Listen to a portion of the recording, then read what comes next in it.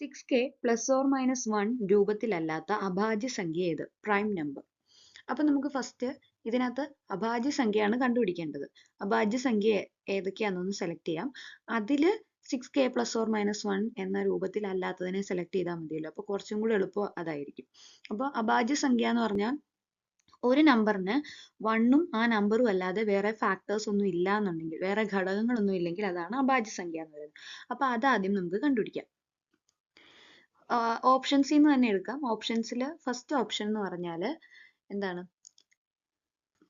ഈ number first നമ്പറിനെ, option എയിലെ ഈ നമ്പറിനെ 7 വെച്ച് ഡിവൈഡ് ചെയ്യാൻ പറ്റും. അതായത് 1ഉം ഈ നമ്പറും അല്ലാതെ 7 ഈ നമ്പറിന്റെ ഒരു ഫാക്ടറാണ്. ഓപ്ഷൻ എയുടെ ഒരു ഫാക്ടറാണ്. അപ്പൊ എന്താണ്, ഓപ്ഷൻ എ ഒരു അഭാജ്യ സംഖ്യയേ അല്ല. നമുക്ക് വേണ്ടത് ഈ രൂപത്തിലല്ലാത്ത അഭാജ്യ സംഖ്യ. അപ്പൊ ഇത് അഭാജ്യ സംഖ്യയേ അല്ല. അതുകൊണ്ട് നമുക്ക് എന്ത് പറയാം, ഫസ്റ്റ് ഓപ്ഷൻ ഒരിക്കലും ആവില്ല. ഇനി ഓപ്ഷൻ ബി നോക്കുവാണെങ്കിൽ അതിന് ഫാക്ടേഴ്സ് ഒന്നും കാണുന്നില്ല. ഇപ്പം ഈവൻ നമ്പേഴ്സ് ഒന്നും ഫാക്ടേഴ്സ് ആയിട്ട് വരുന്നില്ല, കാരണം ഇതൊരു ഈവൻ നമ്പർ അല്ല.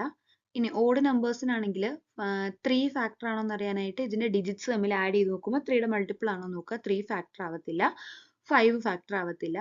നോക്കുമ്പോൾ ഇതിന് ഫാക്ടേഴ്സ് ഒന്നുമില്ല. അപ്പൊ ഇതൊരു അഭാജ്യ സംഖ്യയാണ്. അപ്പൊ ഇതിന് പോസിബിലിറ്റി ഉണ്ട്. ഓക്കെ, അടുത്തത് നോക്കുമ്പോൾ ഈ നമ്പറിന് എന്താണ്, ഈവൻ നമ്പേഴ്സ് ഒന്നും ഫാക്ടേഴ്സ് ആവത്തില്ല. പിന്നെ ഡിജിറ്റ്സ് ഒന്ന് ആഡ് ചെയ്ത് നോക്കിക്കഴിഞ്ഞാൽ 3യുടെ ഒരു മൾട്ടിപ്പിൾ ആണ് കിട്ടുന്നത്.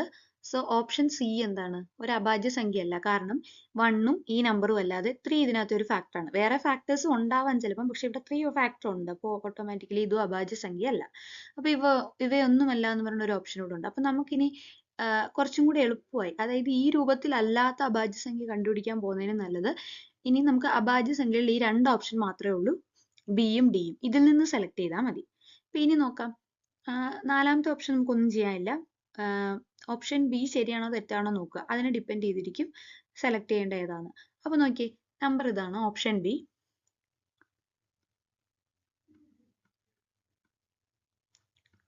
ഇതൊരു അഭാജ്യ സംഖ്യയാണ്. ഇതിനെ 6k പ്ലസ് ഓർ മൈനസ് 1 രൂപത്തിൽ എഴുതാൻ പറ്റുമോ എന്നാണ് നോക്കാൻ പോകുന്നത്. അപ്പൊ ഫസ്റ്റ് ഇതിനെ നമ്മൾ 6k പ്ലസ് 1 എന്നുള്ള ഫോമിൽ എഴുതാൻ പറ്റും എന്ന് നോക്കാം.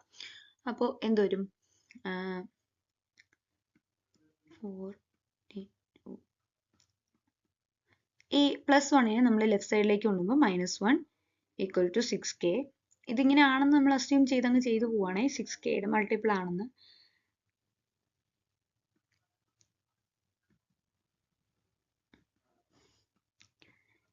ഇങ്ങനെ ചെയ്തു കഴിഞ്ഞാൽ ഇപ്പം k നമുക്കൊരു കറക്റ്റ് ആയിട്ടുള്ളൊരു ഇൻറ്റിജർ കിട്ടുമെന്നാണ് നോക്കാൻ പോകുന്നത്, മൾട്ടിപ്പിൾ ആണെന്ന് നോക്കുന്നത്. അപ്പൊ എന്ത് വേണം, k ഈക്വൽ ടു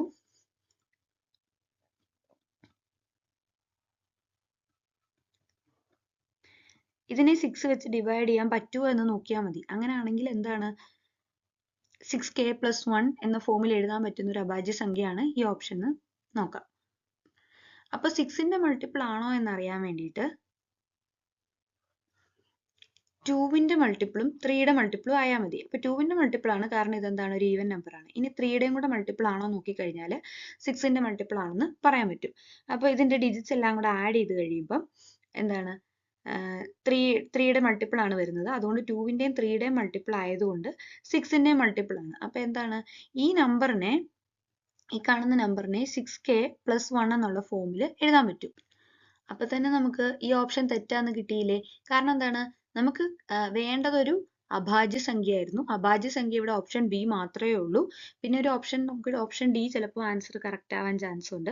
അപ്പൊ അതിനകത്ത് പിന്നെ വേണ്ടത് 6k പ്ലസ് ഓർ മൈനസ് 1 രൂപത്തിലല്ലാത്ത, ഇതിൽ തെറ്റ് വരുത്താൻ ചാൻസ് ഉള്ളതാണ്, രൂപത്തിലല്ലാത്തതെന്നാണ്. പക്ഷെ ഇവിടെ 6k പ്ലസ് 1 എന്നുള്ളൊരു ഫോമിലല്ല ഈ ഓപ്ഷൻ ബി കിട്ടിയേക്കുന്നത്. അപ്പൊ ഈ ഓപ്ഷൻ ബിയും കറക്റ്റ് ആൻസർ ആയിട്ട് വരില്ല. പിന്നെ ഉള്ളത് ഓപ്ഷൻ ഡി ആയിരിക്കും. ഇവയൊന്നുമല്ല. അപ്പൊ അതാണ് കറക്റ്റ് ആൻസർ.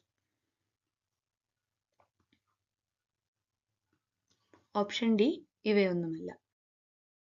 എ ബി എന്ന സംഖ്യകളുടെ ലസാഗു 6, അതായത് LCM ഓഫ് എ ബി എന്ന് പറയുന്നത് 6ഉം ഉസാഖ 2, GCD എന്ന് പറയുന്നത് 2ഉം ആണെങ്കിൽ എ പ്ലസ് ബിയുടെ സാധ്യമായ വില എന്ത്?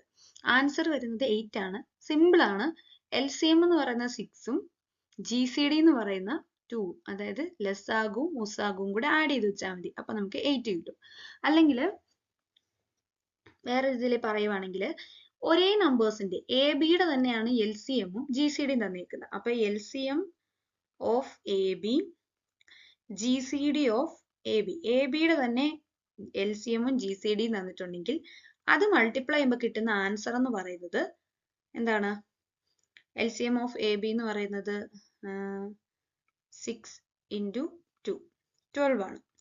ഇത് തന്നെയായിരിക്കും എ ഇൻറ്റു ബി ചെയ്യുമ്പോഴും കിട്ടുന്നത്. എ ഇൻറ്റു ബി ചെയ്യുമ്പോഴും 12 തന്നെയായിരിക്കും കിട്ടുന്നത്. ഇപ്പൊ എ ഇൻറ്റു ബി ചെയ്യുമ്പോൾ 12 കിട്ടണമെങ്കിൽ എക്കും ബിക്കും പോസിബിൾ ആയിട്ടുള്ള വാല്യൂസ് എന്ന് പറയുന്നത് 2 6, പിന്നെ 3 4, തിരിച്ചും വരാം 4 3, അത് 2 6 3 4 1 12 ഇങ്ങനെ പോകും. അതായത് മൾട്ടിപ്ലൈ ചെയ്യുമ്പോൾ 12 കിട്ടണമെങ്കിൽ. പക്ഷെ നമുക്ക് ഇവിടെ ജി സി ഡി എന്ന് കിട്ടിയിട്ടുണ്ട്. ജി സി ഡി എന്താണ്? 2 എന്നാണ് തന്നേക്കുന്നത്. അതായത് ജി സി ഡി 2 ആകണമെങ്കിൽ എയും ബിയും എന്തായിരിക്കണം? 2ന്റെ മൾട്ടിപ്പിൾസ് ആയിരിക്കുമല്ലോ. അങ്ങനാണെങ്കിൽ അതായത് ഈവൻ നമ്പേഴ്സ് ആയിരിക്കും. എയും ബിയും ഈവൻ നമ്പേഴ്സ് ആണെങ്കിൽ മാത്രമേ ജി സി ഡി 2 കിട്ടുള്ളൂ. അപ്പൊ ഈവൻ നമ്പേഴ്സ് വരുന്നത് ഏത് കണ്ടീഷനിൽ മാത്രമേ ഉള്ളൂ? 2ഉം 6ഉം വരുന്ന കേസിൽ മാത്രമേ ഉള്ളൂ. അതുകൊണ്ട് നമുക്ക് എന്ത് ചെയ്യാൻ പറ്റും? ആ ഒരു വാല്യൂസ് ആണ് എടുക്കേണ്ടത്. അതായത് എ ഇൻറ്റു ബി 12 കിട്ടുന്ന എയും ബിയും വരുന്നത് 2ഉം 6ഉം ആണ്. 2ഉം 6ഉം 3ഉം 4ഉം 1ഉം 12ഉം ഒക്കെയാണ്. അതിൽ രണ്ടും എയും ബിയും ഈവൻ നമ്പേഴ്സ് ആയിട്ട് വരുന്ന കേസ് എന്ന് പറയുന്നത് 2ഉം 6ഉം മാത്രം. അപ്പം 2 + 6 എന്ന് പറയുന്നത് 8 ആയിരിക്കും. അങ്ങനെയാണ് ഇവിടെ ആൻസർ വന്നേക്കുന്നത്. 2021 സെപ്റ്റംബർ 1 ബുധൻ ആണെങ്കിൽ 2022 സെപ്റ്റംബർ 30 ഏത് ദിവസമായിരിക്കും? ഇതാണ് ക്വസ്റ്റ്യൻ. അപ്പോൾ ഇതിന് പല ട്രിക്സ് നമുക്ക് യൂസ് ചെയ്യാം. ഇവിടെ ഇപ്പൊ ഞാൻ യൂസ് ചെയ്തേക്കുന്നതെന്ന് പറഞ്ഞാൽ 2021 സെപ്റ്റംബർ 1 മുതൽ നമ്മുടെ ഇയർ എന്താണ്? 2022 സെപ്റ്റംബർ 30 ആണ് വേണ്ടത്. സെപ്റ്റംബർ 1 വരെയുള്ള ആ ഒരു വർഷത്തെ സെയിം ഡേറ്റിലുള്ള ഡേ ഏതാന്ന് നോക്കാം.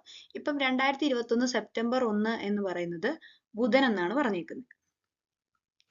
അപ്പോൾ 2022 സെപ്റ്റംബർ 1 എന്ന് പറഞ്ഞാൽ കണ്ടുപിടിക്കുന്നത് എങ്ങനെയാണെന്ന് വെച്ചാൽ ഇപ്പൊ ഇവിടെ നോക്കിക്കേ, ഇവിടെ നമുക്ക് ഇയർ മാത്രമേ മാറ്റമുള്ളൂ. സെപ്റ്റംബർ 1 തന്നെയാണ് മന്തും ഡേയും വന്നേക്കുന്നത്. അപ്പൊ ഇയർ മാത്രമേ മാറ്റമുള്ളൂ.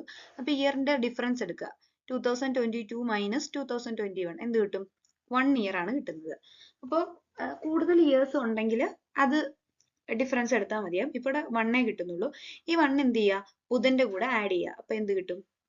വ്യാഴം എന്ന് കിട്ടും. അപ്പോൾ 2021 സെപ്റ്റംബർ 1 ബുധനാണെങ്കിൽ 2022 സെപ്റ്റംബർ 1 എന്ന് പറയുന്നത് വ്യാഴമായിരിക്കും.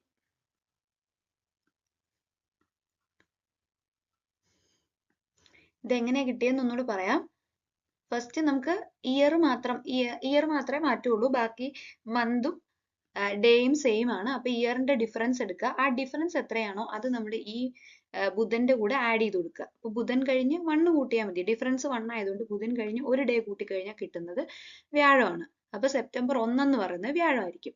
നമുക്ക് വേണ്ടത് സെപ്റ്റംബർ 30 ആണ്. അപ്പൊ നോക്കിയേ, സെപ്റ്റംബർ 1 വ്യാഴമായിരിക്കും. കലണ്ടറിൽ നമുക്കറിയാം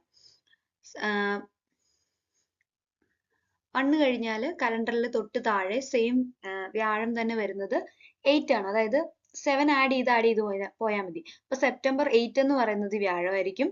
അത് കഴിഞ്ഞ് 7 ആഡ് ചെയ്യുമ്പോൾ 15. സെപ്റ്റംബർ 15 എന്ന് പറയുന്നത് വ്യാഴമായിരിക്കും. അടുത്തത് സെപ്റ്റംബർ 22 എന്ന് പറയുന്നത് വ്യാഴമായിരിക്കും. അത് കഴിഞ്ഞിട്ട് വീണ്ടും നമ്മൾ 7 ആഡ് ചെയ്യുമ്പോൾ 29 എന്ന് പറയുന്നത് എന്തായിരിക്കും? വ്യാഴമായിരിക്കും. നമുക്ക് വേണ്ടത് 30 അല്ലേ? 29 30 എന്ന് പറയുന്ന അപ്പം വെള്ളിയായിരിക്കും വരുന്നത്. അപ്പൊ ഇതിന് പല ട്രിക്സ് യൂസ് ചെയ്യാം. ഞാൻ ഇവിടെ ഇത് യൂസ് ചെയ്തതേ ഉള്ളൂ. അപ്പോൾ 2021 സെപ്റ്റംബർ 1 ബുധനാണെങ്കിൽ 2022 സെപ്റ്റംബർ 30 എന്ന് പറയുന്നത് വെള്ളിയായിരിക്കും.